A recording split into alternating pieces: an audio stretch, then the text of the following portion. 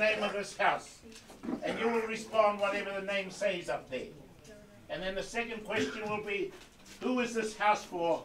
And your response will be, mo te katoa, mo te iwi katoa, for everybody. Ne? Kia ora.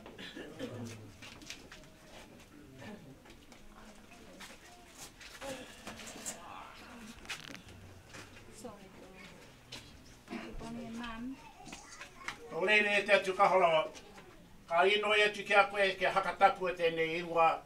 Tēnei ingoa langa tira whare ora, mo tēnei wā mātou nei, kihini mo tēnei o mātou whare kai, mo ngā iwi katoa kei te haere mai.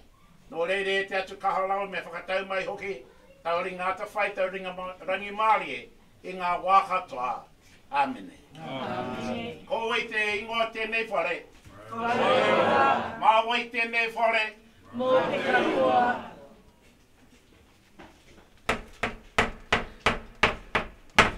Behold, I stand at the door and knock. If anyone shall hear my voice and open the door, I will come in and sup with you, and you with me. Amen.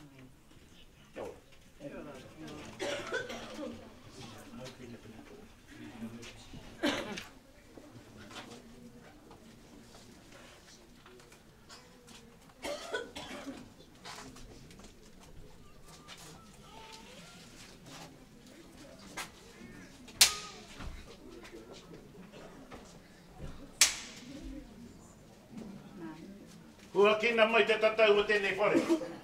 Me ngā matapihi hoki, kia whiti mai ngā māramatanga ki roto o tēnei wā mātou nei whare.